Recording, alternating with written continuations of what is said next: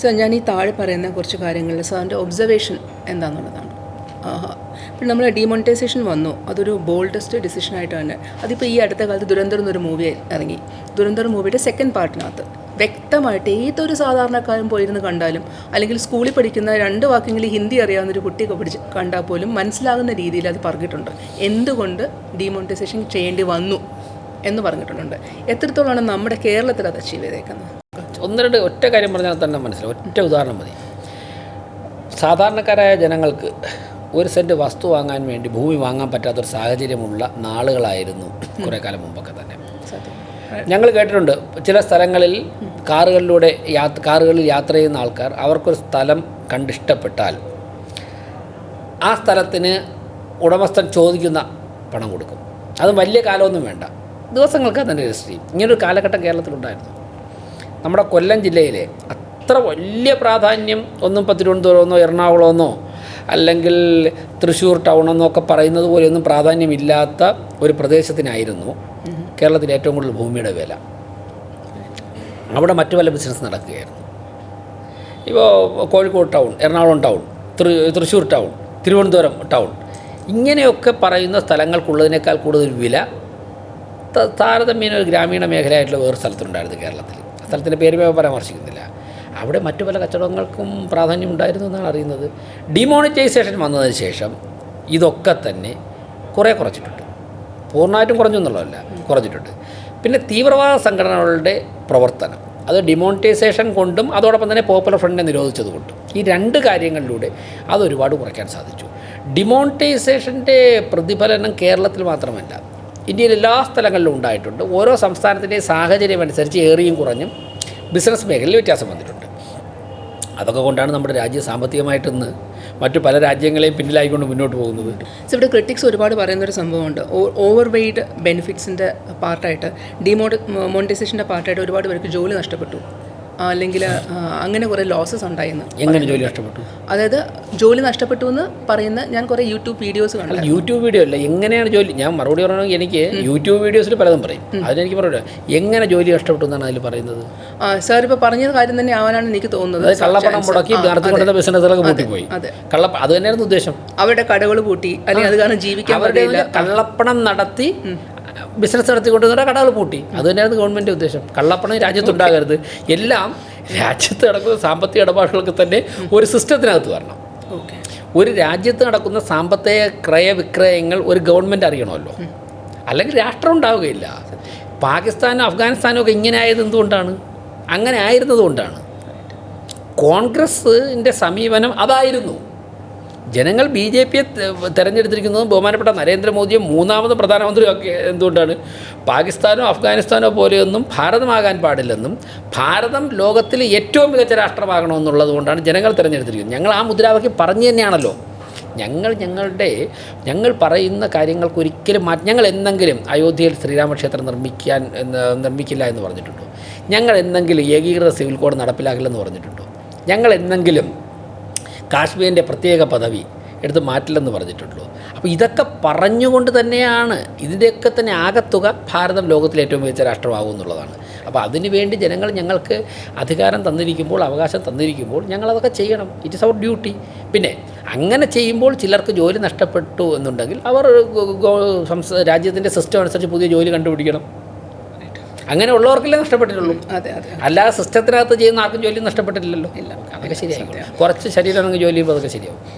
Okay sir, നമ്മൾ ഭാരതത്തിൻ്റെ history എടുത്തു കഴിഞ്ഞാൽ, ഇപ്പോൾ നമ്മൾ മൗര്യവംശം അല്ലെങ്കിൽ ഗുപ്തവംശമൊക്കെ എടുത്തു കഴിഞ്ഞാൽ സോ കോൾഡ് കുറേ ഗ്രേറ്റ്, ഇപ്പോൾ ചന്ദ്രഗുപ്ത മൗര്യൻ അല്ലെങ്കിൽ അശോകനെ പോലത്തെ ആൾക്കാർ കഴിഞ്ഞാൽ പിന്നെ ഒരു ഡീജനറേഷൻ പറയുന്നുണ്ട്. അത് കഴിഞ്ഞ് കുറച്ച് കാലം ഒരു ഡാർക്ക് ഏജ് പോലെ വന്നിട്ട് വീണ്ടും ഗുപ്തയിലോട്ട് വരുന്നുണ്ട്. അതുപോലെ നമ്മളിപ്പോൾ സ്വപ്നം കാണുന്ന ലെവലിലേക്ക് പോകുന്നുണ്ട്. എല്ലാവർക്കും സ്വപ്നം കാണാം. നമുക്ക് ഈ വിദേശത്ത് പോകേണ്ട ആവശ്യം വരുന്നില്ല. എല്ലാവർക്കും ഇന്ത്യയിൽ തന്നെ വിദേശത്ത് കിട്ടുന്ന പോലെ തന്നെ അവർ ആഗ്രഹിക്കുന്ന പലപ്പോഴും പൈസ ആയിരിക്കുമല്ലോ, ഒരുപാട് ശമ്പളം, നല്ല ജീവിത ഫെസിലിറ്റീസ്, വൃത്തി വെടുപ്പെന്നൊക്കെ ആയിരിക്കുമല്ലോ ഉദ്ദേശിക്കുന്നത്. അതുകൊണ്ടായിരിക്കും പലരും പോകുന്നത്. അപ്പോൾ അവർക്ക് അതെല്ലാം ഇവിടെ കിട്ടുന്ന ലെവലിലേക്ക് നമ്മൾ സ്വപ്നം കാണാൻ തുടങ്ങിയിരിക്കുന്നു. പക്ഷേ ഈ പറഞ്ഞ പോലെ ഇപ്പോൾ ഉള്ളൊരു നേതൃത്വം അല്ലെങ്കിൽ ഇപ്പോൾ ഉള്ളൊരു ശക്തമായിട്ടൊരു ഗ്രൂപ്പുണ്ട് അത് കൺട്രോൾ ചെയ്യാനായിട്ട്. അപ്പോൾ അവരുടെ ഒരു കാലം കഴിയുമ്പോൾ വീണ്ടും അത് വേറെ ശക്തികളുടെ കയ്യിലേക്ക് പോവില്ലേ? ഇപ്പോൾ ഫോർ എക്സാമ്പിൾ സെൻട്രൽ ഗവൺമെൻറ്റിൽ നല്ലൊരു ഗ്രൂപ്പുണ്ട്, സ്റ്റേറ്റ് ഗവൺമെൻറ്റ്സിലും അത് ശരിക്കും എങ്ങനെ ഇൻഫിൽട്രേറ്റ് ചെയ്ത് ഇറങ്ങുന്നുണ്ട്. അപ്പോൾ ആ ഗ്രൂപ്പിന് ഒന്നും ഇപ്പോൾ നമ്മുടെ മോദിജി എടുത്തു കഴിഞ്ഞാൽ, അമിത്ഷാ എടുത്തു കഴിഞ്ഞാൽ, അങ്ങനെ ആ ഗ്രൂപ്പിന് ഒന്ന് മാറിക്കഴിഞ്ഞാൽ ഞാൻ ഉദ്ദേശിച്ചത് അശോകന് ശേഷം അശോകൻ്റെ മക്കളെ കേപ്പബിൾ അല്ലായിരുന്നു. അങ്ങനെ ആ വംശം തന്നെ നശിച്ചുപോയി. ഇപ്പം ചന്ദ്രഗുപ്ത മൗര്യ അവർക്ക് ശേഷം, അല്ലെങ്കിൽ നമ്മുടെ ഗുപ്ത സാമ്രാജ്യം എടുത്തു കഴിഞ്ഞാൽ അതിനുശേഷം അവിടെ നശിച്ചുപോയി. അത് നമ്മൾ ഹിസ്റ്ററിയിൽ കണ്ടതാണ്. അത് ആവർത്തിക്കുന്ന ഒരു പേടിയുണ്ട്. അങ്ങനെ ഉണ്ടാവാൻ ചാൻസ് ഉണ്ട്. താങ്കളുടെ ചോദ്യത്തിന് എൻ്റെ ഉത്തരവുണ്ട്. ആരുടെ മക്കളെ ഇതിൽ പ്രതീക്ഷിക്കുന്നില്ല?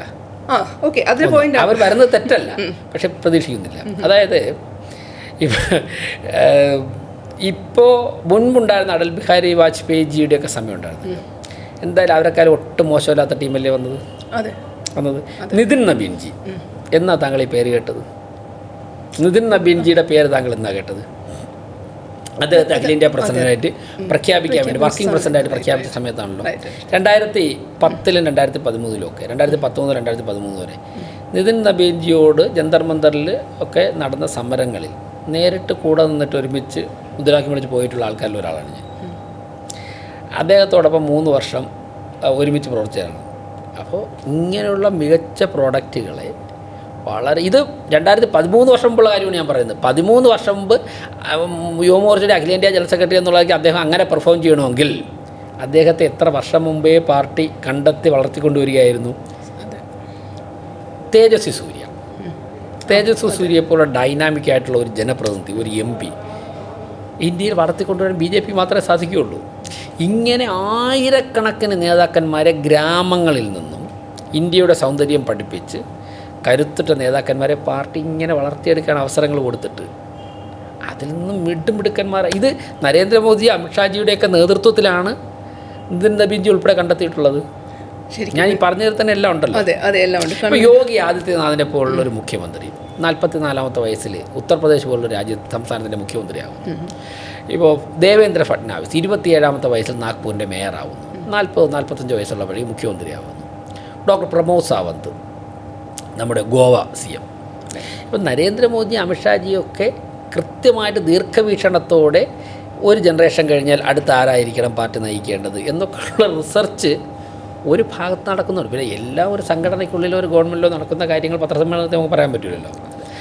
കൃത്യമായിട്ടൊരു ആദർശത്തിൽ ഊന്നി പ്രവർത്തിക്കുമ്പോഴേക്കും അതൊക്കെ സ്വാഭാവികമായിട്ട് രൂപപ്പെടുകയാണ്.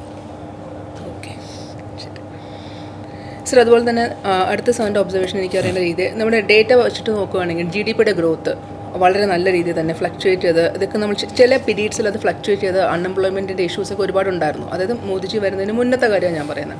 അപ്പോൾ അത് കഴിഞ്ഞതിന് ശേഷം ഇപ്പോൾ ഈ മോദി ഗവൺമെൻറ് ആ ഒരു ജോബ് ക്രിയേഷനും ഗ്രോത്തും അല്ലെങ്കിൽ ഡബിൾ ഡിജിറ്റ് ഇൻഫ്ലേഷനും കട്ട് ചെയ്യണ ലെവലിലുള്ള ഒരു ഗ്രോത്തിലേക്കാണ് വന്നത്. ആ ഒബ്സർവേഷൻ എത്രത്തോളം ഇവിടെ ഇൻഫ്ലിക്ട്രേറ്റ് ചെയ്തിട്ടുണ്ടെന്ന് പറയാം.